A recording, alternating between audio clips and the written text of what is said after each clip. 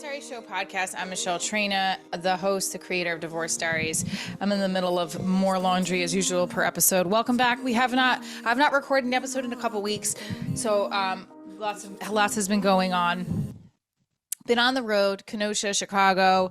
I had shows in the city, filming for What's Up New York. Still finishing the Divorce Diaries web series. We have one more episode to go. That I'll be editing and releasing. Divorce Diaries, the TV pilot, will be in the Jersey Shore Film Festival this summer in July. Sorry. Lots has been going on. Guys, I have something sweet that happened to me last week. I'm afraid to share it because if this person ever listens, I don't want him to be like, ugh, she's talking about me. But it's really lovely. I kissed a really sweet person. Yeah, I had a really nice kiss. I'm nervous though because I like this person and I don't know really what they feel for me. And I don't want to ask. It's too soon to ask and question, although I'm doing that constantly in my head.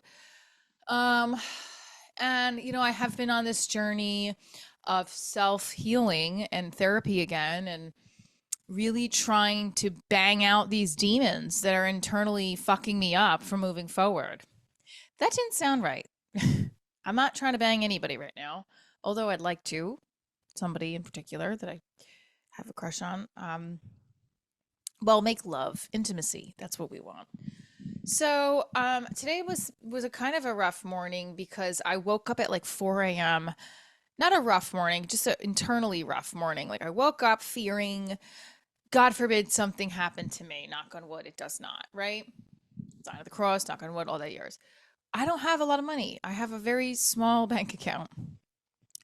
I took a leap of faith a couple years ago and left my full-time teaching position to go back to acting full-time and really support and build this brand, which I have grown. I've been able to land opportunities that have been great and really move my career along. Obviously, I'd love to sell Divorce Diaries to a network and produce it and create it and write it and be in it. But that has not happened yet. And I'm fearful. I'm fearful of like never getting to that place, or also not finding the love of my life who's a male partner, an intimacy partner. And I want it so badly. And a lot of people say, oh, you want it so badly. That's why you get so frustrated so easily. I might on both ends, both my career and the love life. If I just would relax, maybe things would come a little bit easier, or I wouldn't stress myself out, really. I don't know. I don't know how to turn off the button. The button that says like, so I like somebody, I want them to, now that I can feel at least there's somewhat of an attraction on the other side, like, let's continue talking. Let's see where this goes. But not everybody's always on that same page. And I fear that this person and so my biggest fear is like nothing will come of it. And I would like something to come of it. I like him a lot. I like him, what I know of him.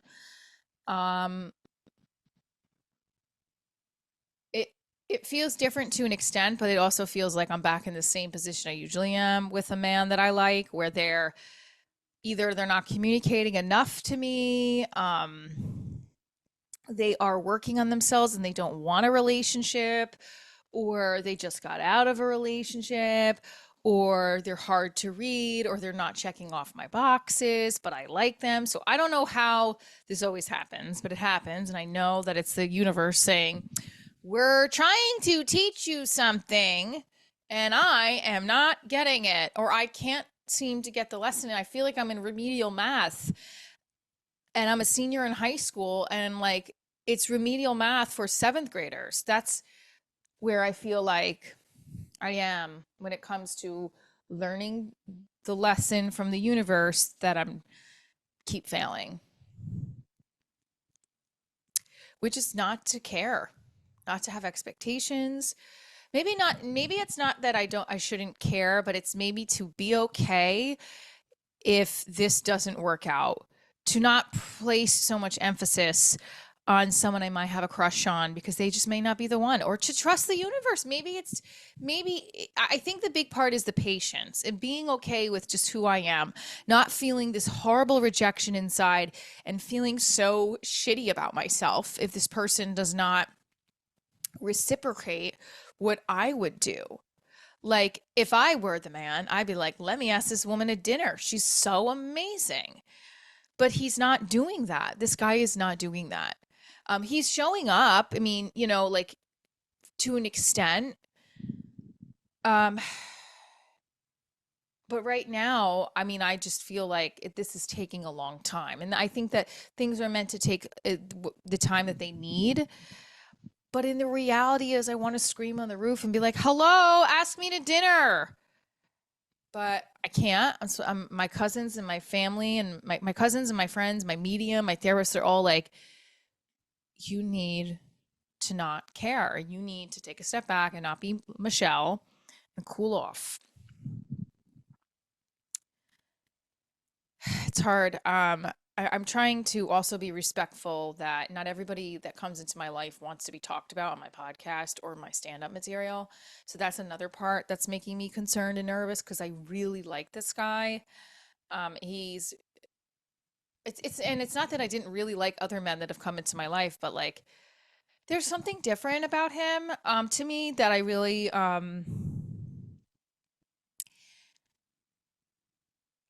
admire. I don't know. I'm being told by my cousin to make a different choice with my patterns. Like, if you feel the urge to text somebody, make a different choice. I mean, and I also feel like I should, if I want to hear from him, like I reached out the last time, but he reached out before that, which was great. I was really happy that he reached out to wish me safe travels on my trip after our kiss. It was so sweet and nice too. I mean, I wanted to get naked in my car, but I didn't. Held back. Yeah. I'm also used to like men being a little bit more aggressive with me when it comes to that, which I'm glad he was like a gentleman. But at the same time, I do not want to be the initiator all the time. I want to be somebody that I want a guy to want to romance me. I met with my medium and she said that this is going to take some time if it goes in that direction. She thinks it is going in that direction, but she says it's going to take some time. But at the same breath, there's been times where I have had sessions with my medium and the direction doesn't happen. Like, I'm fearful that it won't happen. I want it to happen. I really like him. But there's a lot of like, because it hasn't happened ever, I just feel like, why would it happen this time?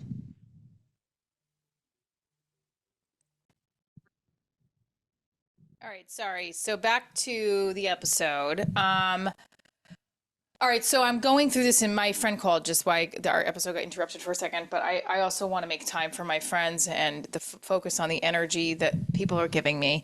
And dear friend of mine was calling, so I wanted to give her the time and energy and come back to you guys in a second. So, imposter syndrome, circling my then there's the negative thoughts about why a new crush or a potential guy that I like may or may not want to be with me. Those things circle out throughout, right? I am stuck in bad patterns, and there's moments where I just can't get out of it. I can't get out of my head. I can't seem to grasp why it would take somebody so long to ask me on a date if they were interested. Whereas there's some people like, well, he's just not interested, move on. And then there's part of me that just hopes he is, and that's kind of pathetic. And then I'm just like, why do you even know that you don't even know this person that well? I'm going through that cycle right now. But I'm also forgetting about the really amazing things that I should just focus on, of like a great night, a great day, a great show I had. That's the part that's hard for me, is to just focus on the things that are bringing me light. And my medium said this to me the other day during our session. She goes, it takes very little light to just see in the dark.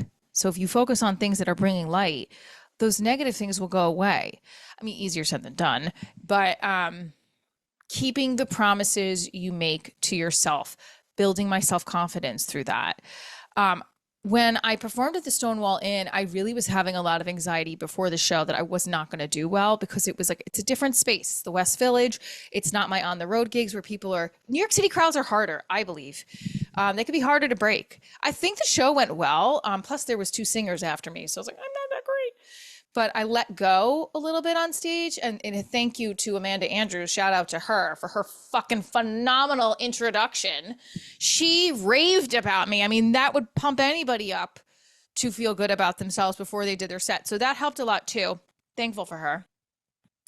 So on this journey with trying to not get stuck in my head or fear that it won't work out again with a guy or with an audition or something else, or will my series get sold? I want to really find this balance of, what amazing day. I've accomplished everything I set my mind to. From the simple tasks of filling out my to-do list, to praying and meditating, to being present with my daughter.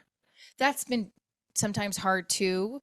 Like last night, I could tell she was like, Mommy, why are you getting frustrated? Just hug me. And I wasn't getting frustrated to hug her, but what ends up happening is I'll go to bed. She wants me to get up and go in her room and give her a hug, which is fine. But then 10 times in a row, sometimes, I'm exaggerating, it's a lot. And I was really tired. So I said, I'm not getting frustrated with you, honey. I just want to hug, and then I want to go to lay down. And I could feel in her voice that she felt my frustration. And I felt so sad this morning when I woke up. I'm like, I don't want her to feel that I don't want to give her a hug because I'm too tired to get up. That's horrible. So I'm going to make an effort tonight and every single night to spend at least 5 minutes in the room, hugging, cuddling. It's hard to listen. I need my own bed and my own rest space, because I used to sleep in her room every single night till she fell asleep. And I just don't want to lose those moments, because they're going to be very far and few between as she gets older. So being present and redirecting my thoughts when I start feeling negative, I guess, would be helpful. I thought that was a text from my crush, but it was DSW. Oh well. Also, I think what's also getting at me is when people ask me questions about the person I like. They're like, when I, in general, in the 9 years I've been divorced and single on and off, when I like a new guy or I'm with a guy, they're like, have you heard from him since? That question always leaves me feeling shitty, because it's like, if I say no, are they going to say, ha, he's not interested?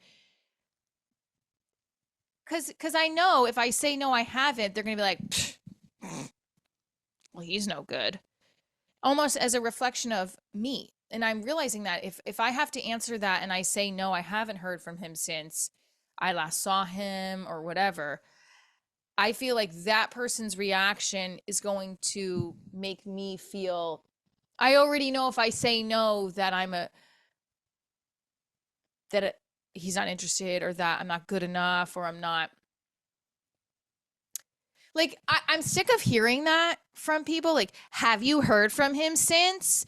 And there's something about that statement that makes me feel crazy, mad, angry. Because if I haven't heard from him since, even though this is a side situation I'm talking about in general, when in the last 9 years, when I like a guy, we have a date or we kiss or we have sex.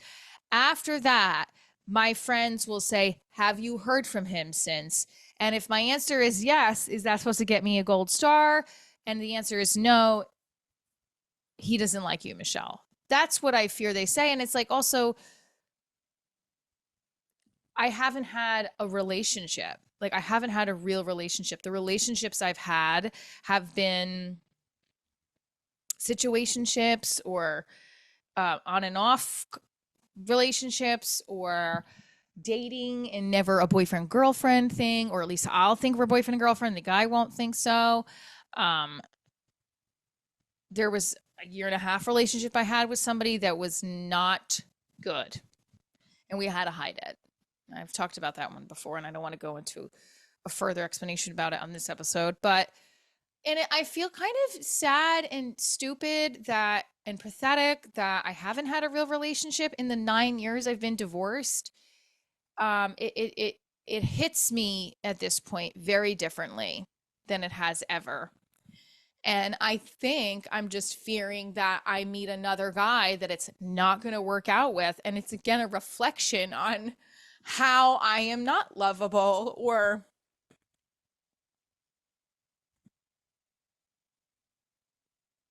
I'm just like not good enough to be somebody's. So it's like I'm not, it's like it's another reflection of why every single guy I have feelings for, they are never ever want to be with me. And it's driving me mad. That's how I feel. It's hurting. I'm trying to get out of my head. I'm trying to feel better, focus on loving yourself, and then the right person will come along. 9 years of the wrong person coming along that I have feelings for. And even before that, in my marriage, in my relationship with that person, I don't even think that was right. I mean, I don't want to negate that it wasn't right at some point, because then that negates our entire existence together and our daughter that we created, you know? It's very hard to not take things personally when you have met people in 9 years of being divorced and single, when you've met men that you've had feelings for and they refuse to be in a committed relationship with you. It takes a toll on your soul. So, where do I go from here? I'm going to keep praying on it. I'm going to keep writing about it. I'm going to keep working on why that this is just my journey, and be okay with it, and be more than okay with it. Embrace it, because I haven't embraced it yet. I've been pretty sad about it.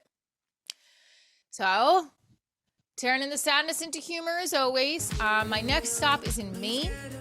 Great Falls Comedy Club. I'm going to be spinning these things into jokes, so stay tuned for more.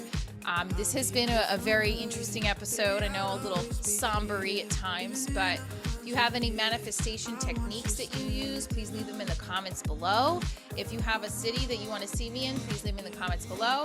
And keep loving yourself like I'm trying to do with myself. Stay tuned for more. I'm Michelle Traina. This is Divorce Diaries.